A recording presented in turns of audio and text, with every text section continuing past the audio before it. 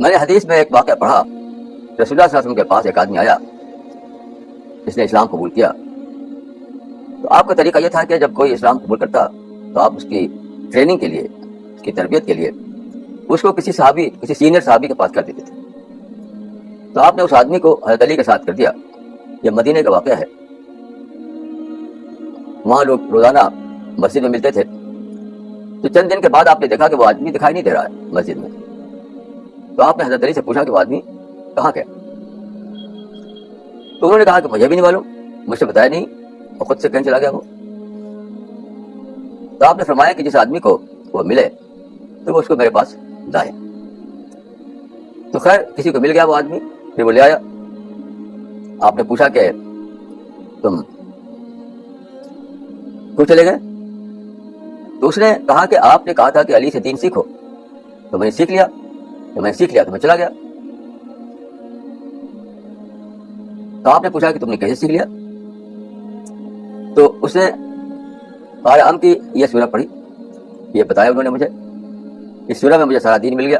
فَمَن يَعْمَلْ مِثْقَالَ ذَرَّةٍ خَيْرًا يَرَهُ وَمَن يَعْمَلْ مِثْقَالَ ذَرَّةٍ شَرًّا يَرَهُ. یہ جو آخری ٹکڑا ہے کہ جس نے ایک ذرے کے برابر بھی کوئی نیکی کی ہے تو وہ قیامت میں اس کو پا لے گا، اس کا انعام پا لے گا.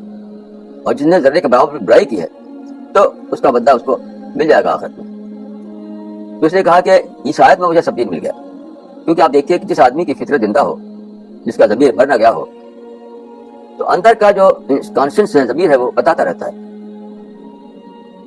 اسی بات ہے کہ خود ما صفا دا ما قدر، جو تمہارے ضمیر کو ٹھیک لگے وہ کرو، اور جو ضمیر میں کھٹکا ہے اس کو نہ کرو. تو اس نے کہا کہ اب میں کیا کرتا ہوں، ہر چیز کو میں فطرت پر توڑتا رہتا ہوں، ضمیر کے حساب سے دیکھتا رہتا ہوں.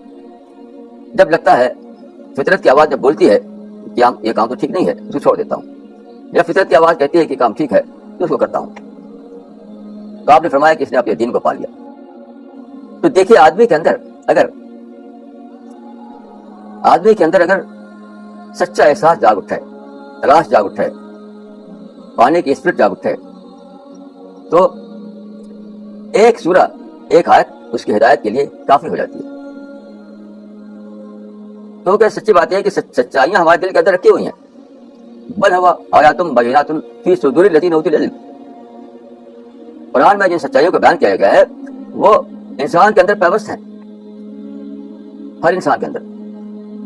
قرآن میں ہے کہ فَعَلَمَهَا فَجُورَهَا وَتَقْوَاهَا. برائی بھی خدا نے بتا دی انسان کی فطرت کو، اور بھلائی بھی بتا دی انسان کی فطرت. تو سچی بات یہ ہے کہ غیر شعوری طور پر ہم کو سب کچھ بتا دیا گیا ہے. اب ہم اس غیر شعور کو شعور میں لاتے ہیں، ان کانشیس کو کانشیس میں لاتے ہیں. یہ ڈسکوری ہے.